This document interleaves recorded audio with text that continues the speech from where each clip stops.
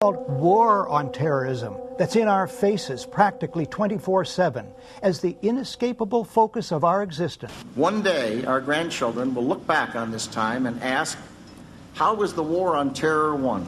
The entire U.S. ruling class, ruling elite, comes to see terrorism as the preferred means, indeed the only means, to provide social cohesion, to provide an enemy image for the society to keep it together. According to neocon theory from Carl Schmitt, you have to have an enemy image in order to have a society. It's a very dangerous thing because now it means that the entire social order, the political parties, intellectual life, politics in general, all based on a monstrous myth. Monstrous myth.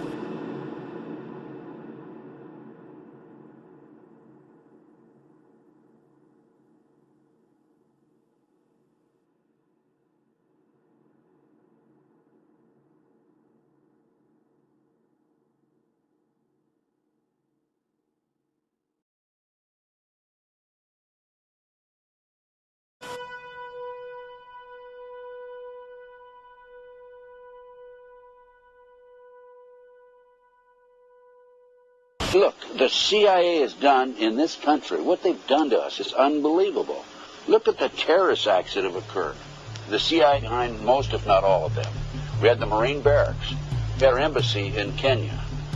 We had Pan Am 103. We had the USS Cole. We had Oklahoma City. We had the World Trade Center in 1993. That helped the terrorists blow up the World Trade Center the first time. They built the bomb. They got the driver's license. The informant, the FBI informant, a fellow named Salam, a 43-year-old former Egyptian army officer, he was given the assignment to put the bomb together. And he went to his supervisor, his FBI supervisor, and said, we're going to put a dummy bomb in here, right? And the FBI supervisor said, no, we're going to put a real bomb. The FBI actually carried out the attack on the World Trade Center in 1993. They actually hired Ahmad Salam and paid him $1 million and gave him real explosives, a detonator, and told him to build a bomb and to give it to the foolish people that he was controlling to allow them to attack the World Trade Center complex. Unfortunately for them, there were only 6 people killed, not enough to pass the legislation. So what happened is 2 years later, April 19, 1995, down comes Oklahoma City Murrah building, 168 people killed. 1 year later, the anti-terrorism legislation that takes away many of our constitutional rights and civil liberties is passed.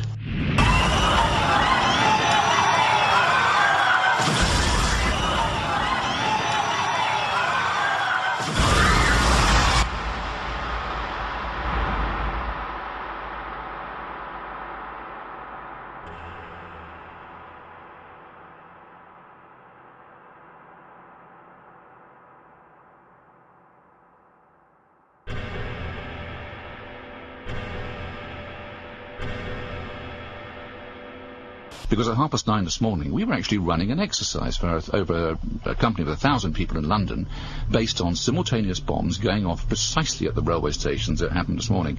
So I still have the hairs on the back of my neck standing upright. To get this quite straight, you were running an exercise to see how you would cope with this, and it happened while you were running the exercise? Precisely.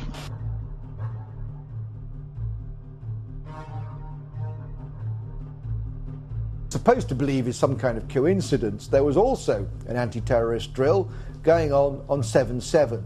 And again, just like 9/11, they were talking about attacks on the same targets, the same kind of tube stations, and exactly the same time as the actual attack happened, providing some kind of cover for what must be operations orchestrated in some way by the state.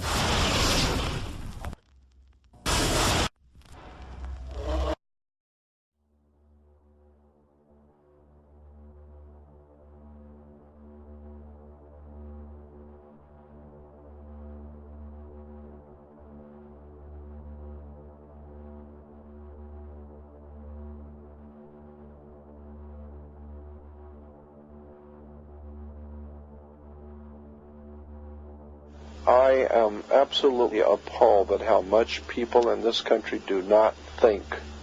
We are given to understand that an Arabic guy out there up in the mountains financed the most elaborate attack on this country. Do you think some people in a cave were able to have NORAD stand down? Do you think that people in a cave were able to have all of this happen? And when I think about how many Americans were killed in New York City, and believing as I do that this thing was a setup job, this is a textbook operation that Nazis used, and they've used it over and over again. America has been suckered in one more time. I don't have to tell you things are bad. Everybody knows things are bad. The dollar buys a nickel's worth. Banks are going bust. Shopkeepers keep a gun under the counter. Punks are running wild in the street, and there's nobody anywhere who seems to know what to do, and there's no end to it. We know the air is unfit to breathe, and our food is unfit to eat. We sit watching our TVs while some local newscaster tells us that today we had 15 homicides and 63 violent crimes, as if that's the way it's supposed to be. We know things are bad, worse than bad. They're crazy. It's like everything everywhere is going crazy, so we don't go out anymore. We sit in the house, and slowly the world we're living in is getting smaller, and all we say is, please, at least leave us alone in our living rooms. Let me have my toaster and my TV and my steel-belted radios, and I won't say anything. Just leave us alone. Well, I'm not going to leave you alone. I want you to get mad. I don't want you to protest. I don't want you to riot. I don't want you to write to your congressman because I wouldn't know what to tell you to write. I don't know what to do about the depression and the inflation and the Russians and the crime in the street. All I know is that first, you've got to get mad. You've got to say, I'm a human being. God damn it. My life has value.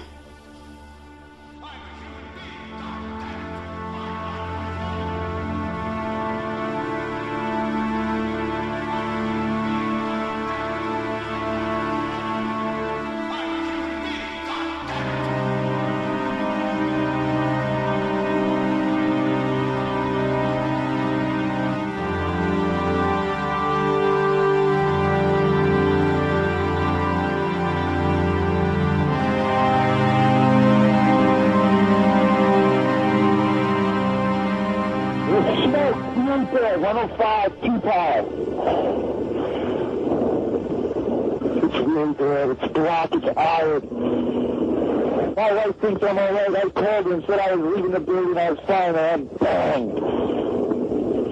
To three of us, 2 broken windows. Oh, God! Ah!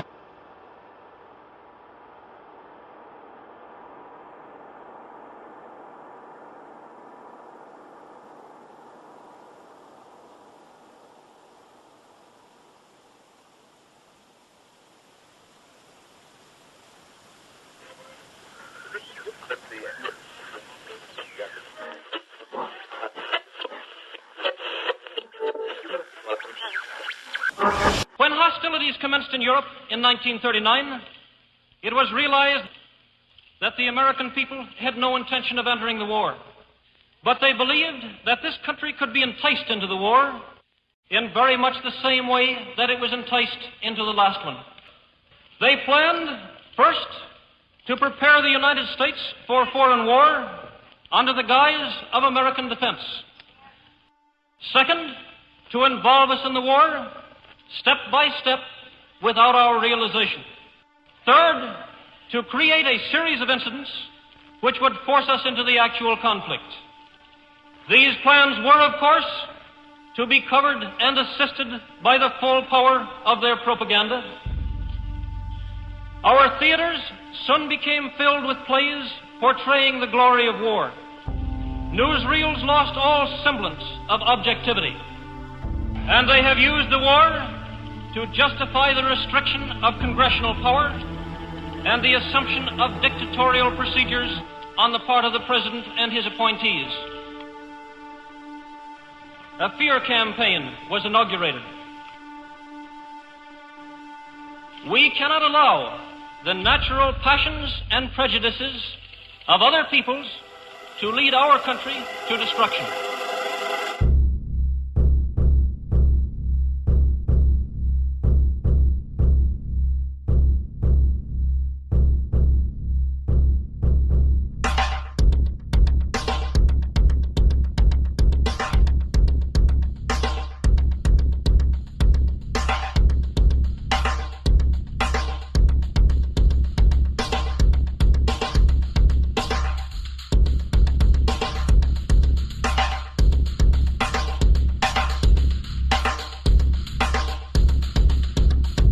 1775, the American Revolutionary War began as the American colonies sought to detach from England and its oppressive monarchy.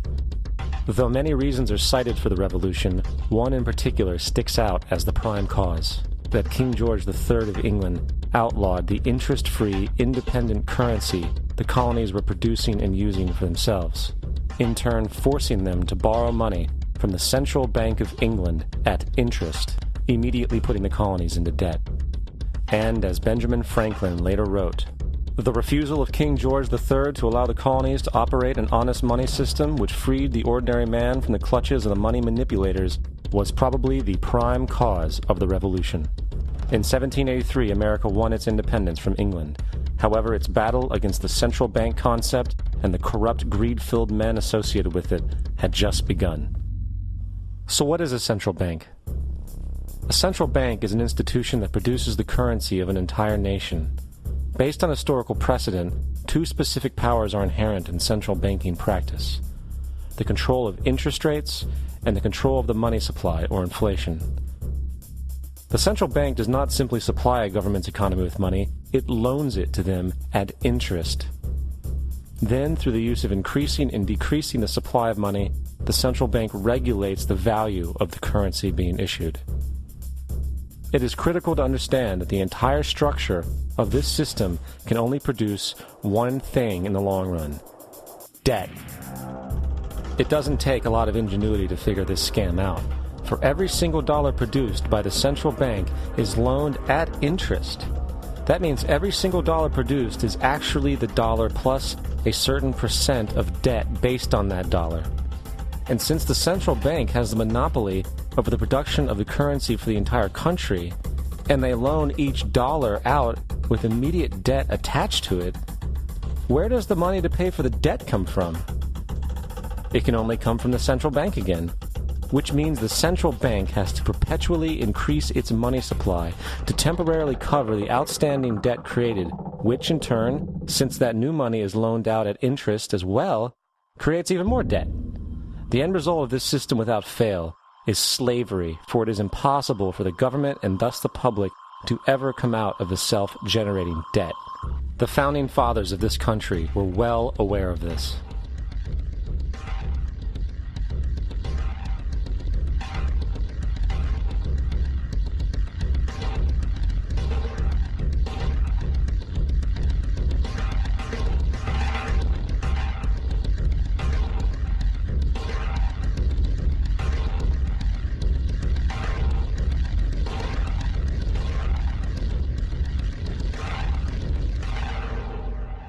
By the early 20th century, the U.S. had already implemented and removed a few central banking systems, which were swindled into place by ruthless banking interests. At this time, the dominant families in the banking and business world were the Rockefellers, the Morgans, the Warburgs, the Rothschilds. And in the early 1900s, they sought to push, once again, legislation to create another central bank. However, they knew the government and public were very weary of such an institution, so they needed to create an incident to affect public opinion.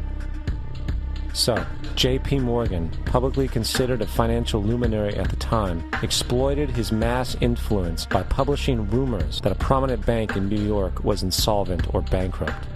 Morgan knew this would cause mass hysteria, which would affect other banks as well. And it did. The public, in fear of losing their deposits, immediately began mass withdrawals. Consequently, the banks were forced to call in their loans, causing the recipients to sell their property, and thus a spiral of bankruptcies, repossessions, and turmoil emerged.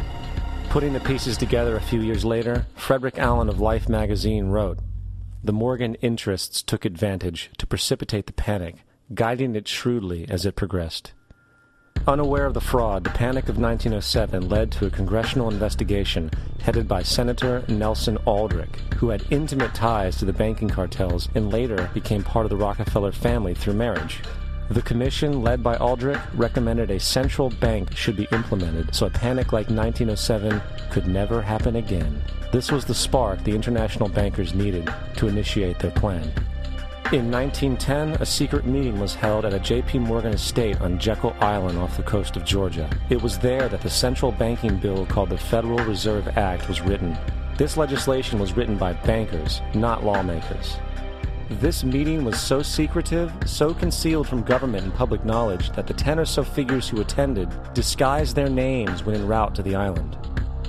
After this bill was constructed, it was then handed over to their political frontman, Senator Nelson Aldrich, to push through Congress.